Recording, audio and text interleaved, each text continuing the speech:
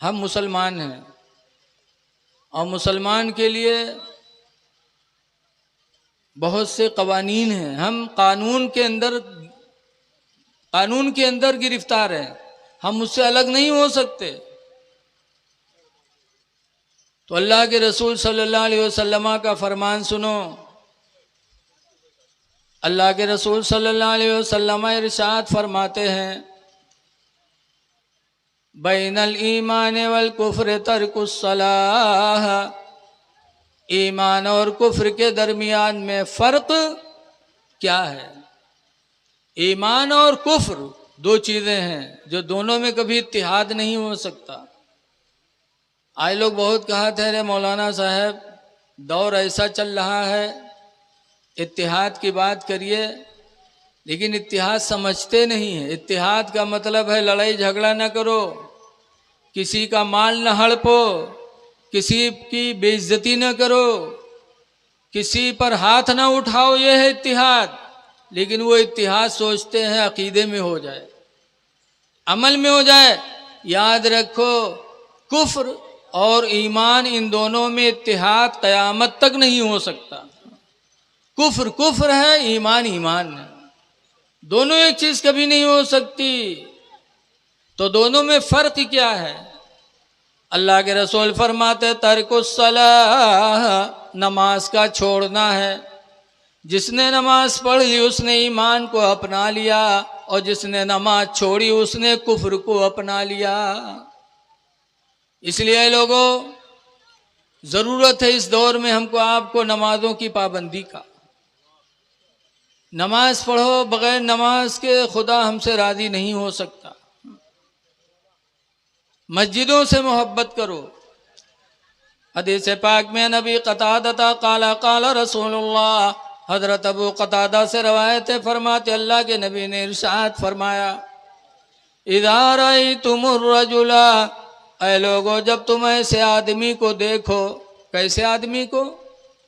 यतआहदुल मस्जिदा, जो मस्जिद की देखभाल में लगा रहे, जो मस्जिद की देखभाल करता रहे, जब ऐसे आदमी को देखो तो हुज़ूर फरमाते हैं फशहदू लहू बिल ईमान, ऐ लोगों उसके ईमान के तुम लोग गवाही हो जाओ, गवाही बन जाओ कि ये ईमान वाला है, तभी अल्लाह के घर से लगाव रखे हुए। इसलिए मस्जिदों से लगाव रखो, आना जाना रखो। हदीस पाक में आया वफदुल्लाहि सलास, अल्लाह के 3 बंदे मेहमान हैं। अल्लाह के 3 लोग मेहमान होते हैं, 3 बंदे ऐसे जो खुदा के मेहमान हैं। नंबर 1 पर हुज़ूर फरमाते अल हाज्जो, हज करने वाला हाजी। हज एक ऐसा अमल है जिसमें बदनी भी ताकत, बदन की भी ताकत लगती है, माल भी लगता है। नमाज सिर्फ बदनी ताकत, जिस्म पर भारी पड़ती है, जिस्मानी ताकत। रोज़ा जिस्मानी ताकत, ज़कात माली ताकत। और हज एक ऐसा अमल है कि जिसमें दोनों चीज़ें शामिल हैं, जिस्मानी भी और माली भी। माल भी खर्च होता है हज में, और इंसान पर मेहनत भी पड़ती है। कभी खाने काबा का तवाफ, कभी सफ़ा मरवा के दरमियान दौड़ना, कभी मिना जाना, कभी अरफात जाना, कभी मुज़दलिफ़ा जाना, कभी रमिए जमार करना। तो जिस्मानी मेहनत भी है और माल भी खर्च है वहाँ। तो हाजी खुदा का मेहमान है। अल्लाह तौफीक दे तो हज करो। हजरत अली शेर खुदा ने फरमाया, जो माल होते हुए हज न करे, खतरा है कि वो यहूदी हो के दुनिया से न जाए। हो सकता है अल्लाह उसका ईमान छीन ले। इसलिए हाजी खुदा का मेहमान है। लिखा है एक हाजी खुद तो जन्नत में जाएगा, लेकिन क़यामत के दिन 400 लोगों को लेके जन्नत में जाएगा। लेकिन कौन हाजी? वो हाजी जो हज करने के बाद गुनाहों से बचते हैं, नमाजों की पाबंदी, किसी को तकलीफ नहीं देते। लेकिन कुछ हाजी तो ऐसे हैं कि हज करे से पहले ठीक रहा था, और हज कह के आवत है तो पाजी हो जाता। जोते जी है खेत तो दूसरे की मेढ़ कटी है, नाली बनाई है तो दूसरे लंग खुदी है, पैसा ले लेंगे देंगे नहीं। ऐसे हाजी बदनसीब होते हैं, बहुत हाजी हैं। हमने पढ़ा है दिल्ली की जामे मस्जिद थी, एक आंधा बेचारा भीख मांगने के लिए कटोरा लेके गवा, दरवाजा पर रख दी। नमाजी नमाज पढ़ रहा है, जब नमाज पढ़ के निकले लागे तो अंधवा मांगे लागे अल्लाह के नाम पर, अल्लाह के नाम पर। तो बेचारे निकले ठन्नी चवन्नी डारे चले जाए, खन्न खन्न बोले कटोरवा तो दुआ दे अल्लाह भला करे, अल्लाह भला करे। अत्ते में एक नमाजी निकले तो बजाय डाले के जो उन कटोरम रहे उसका बटोरे ही ला गया, पंजम भरे ही ला गया। अंधरवा जान का कोनो उठाए लिए जाते कहा, अंधरवा झट से गट्टा पकड़ लिए, कहे से हाजी भैया छोड़ दो, ये हाजी भैया न ले जाओ, बहुत गरीब है, हाजी भैया न ले जाओ। तो चौंके कहीं ना, ये अंधरा कस के जान गया कि हम हाजी हैं और हाजी रहे हुए। तो कहें तू कैसे जाने रहे कि हम हाजी हैं? तो अंधरवा कहते हैं हाजी भैया अत्ता लटा काम हाजी के अलावा कोई न करे भैया छोड़ दे, अत्ता लटा काम हाजी के अलावा कोई न करे भैया छोड़ दे। बताओ आज हाजी हो करके इतना गलत काम। हाजी खुदा का मेहमान है, उसका दर्जा बहुत बुलंद है। दूसरे नंबर पर फरमाया गया वल मोतमीरो, और उम्रा करने वाला भी खुदा का मेहमान है। तीसरे नंबर पर फरमाया गया वल मुजाहिदु फी सबीलिल्लाह, अल्लाह की राह में जिहाद करने वाला भी खुदा का मेहमान है। लेकिन अब जिहाद कहाँ है? बाप सोचियो अब कहाँ जिहाद करे जी, किका मारी किका मार डाली। लेकिन ऐ लोगों, जिहाद की तारीफ मेरे नबी ने फरमाई है। जिहाद इसी को नहीं कहते कि आप निकल जाओ मारो मर जाओ। जिहाद की तारीफ हदीस में मेरे नबी ने फरमाए अल इसबागु अलल इसबागुल वज़ू अलल मुकारिह, मुकम्मल वज़ू बनाना सख्त तकलीफ के वक्त, कि सख्त ठंडक हो, पानी छूने का दिल न चाहे, ऐसे मौसम में मुकम्मल वज़ू बनाना। इसबागुल वज़ू अलल मुकारिह, सख्त ठंडक में मुकम्मल वज़ू बनाना। और दूसरे नंबर पर फरमाया व कसरतुल खुता इलल मसाजिद, और मस्जिदों की तरफ ज्यादा कदमों से जाना। जितनी दूर हो मस्जिद, जमात न छोड़ो कि हम दूर हैं कहाँ जाएं। मदीना शरीफ में मस्जिद नबवी से दूर एक कबीला था बनु सलमा का। तो बनु सलमा वाले जब दूर थे मस्जिद नबवी से, तो लोगों ने आपस में मशवरा किया कि ये घर बेच दिया जाए और मस्जिद नबवी के करीब में घर बनाया जाए।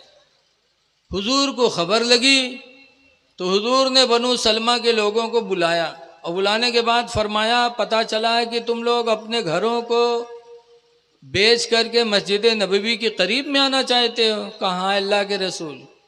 हुजूर ने फरमाया घर न बेचो, जहाँ हो वहीं रहो।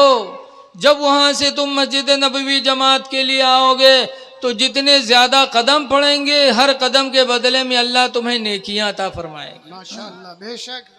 दूर ही रहो लेकिन वहां से चल के जमात की पाबंदी करो। हुजूर फरमाते कसरतुल खुता इलल मसाजिद, मस्जिदों की तरफ ज्यादा कदमों से जाना। व इंतज़ारुस सलाति बादस सलाह, और एक नमाज के बाद दूसरी नमाज का इंतज़ार करना। तीन काम सरकार ने बताया, मुकम्मल वज़ू बनाना, मस्जिद में ज़्यादा कदमों से जाना, एक नमाज के बाद दूसरी नमाज का इंतज़ार करना। फजर पढ़ के आओ काम अपना करो, ज़ोहर के इंतज़ार में रहो, ज़ोहर पढ़ के आओ असर के इंतज़ार में रहो। तो ये तीन काम जो करेगा तो हुजूर फरमाते हैं फ़ज़ालिकुमुर रिबात, ऐ लोगों यही तुम्हारे लिए जिहाद है। तो मुजाहिद बनो, आज भी बनो। इसलिए लोगों नमाजों की पाबंदी करो। नमाज एक ऐसी इबादत है कि दुनिया में भी बलाओं से बचाएगी, आखिरत में भी बचाएगी। लेकिन याद रखो नमाज दो नेकियां ऐसी हैं कि हुजूर ने हर मोड़ पर सहाबा को बताया है। एक सहाबी है माद इब्ने जबल, उनको यमन का गवर्नर बनाया, और जब गवर्नर बने तो सरकार ने 10 बातों की वसीयत की। 10 बातों में नंबर 1 पर फरमाया था ला तशरिक बिल्लाहि शैया, ऐ मास खुदा के साथ किसी को शरीक न ठहराना। और दूसरे नंबर पर क्या फरमाया था, ला तवक्कन वालिदैक, ऐ मास गवर्नर हो गए हो लेकिन अपने माँ बाप की नाफरमानी हरगिज हरगिज न करना। गवर्नर हो जाओ, प्रधान बन जाओ, वकील बन जाओ, प्रोफेसर बन जाओ, मौलाना बन जाओ, लेकिन माँ बाप की फर्मा बरदारी जरूरी है। लेकिन आज अफसोस है कि लड़का प्रधान हो गया, पब्लिक आई है दरवाजे पर, प्रधान जी के पास बैठी है, और बाप बूढ़ा अंदर से पानी ला ला के लोगों को पिला रहा है, और प्रधान जी बैठे हैं। याद रखो कुरान करीम की आयत अल्लाह फरमाता वख्फिद लहुमा जनाहज़्ज़ुल्लि मिनर रहमा, ऐ मेरे बंदो माँ बाप के लिए अपने बाजुओं को रहम दिली से झुका लिया करो। ये कुरान किसके लिए, हम ही आपके लिए, कि बाप आए तो ताजीम के लिए खड़े हो जाओ, बाजुओं को झुका लो, और आप कुर्सी पर बैठे हैं, बाप पानी ला ला के मेहमानों को पिला रहा है। आलिम हो जाओ, कुछ भी हो जाओ, लेकिन बाप से ज्यादा मर्तबा आपका बुलंद नहीं हो सकता। हाँ। इसीलिए एक हदीस में मैंने पढ़ा है कि लड़का मुसलमान हो और बाप हिंदू हो, और हिंदू बाप मस्जिद मंदिर पूजा करने जाए, और पूजा करके जब पलटे, अगर बाप बूढ़ा है, चलने में कमजोरी है, तो मुसलमान औलाद के लिए अल्लाह के रसूल का हुक्म है कि अपने बाप का सहारा बन जाए, मदद करो, अपने बाप को कंधों पे बिठा लो, हाथ पकड़ के टेका लाओ।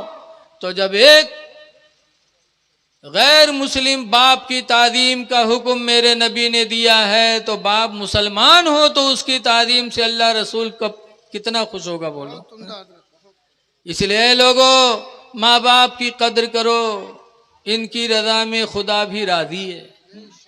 हुमा जन्नतु का वो हुमा नारू का बताया गया, और कुरान में तो यहाँ तक बताया गया उस्कुरुली वली वाली दई का। अल्लाह फरमाता है उस्कुरुली, ऐ मेरे बंदे तुम मेरा शुक्र अदा कर, वली वाली दई, और अपने माँ बाप का शुक्रिया अदा किया कर। तो शुक्र अदा करो माँ बाप का, इनकी फर्मा बरदारी करो।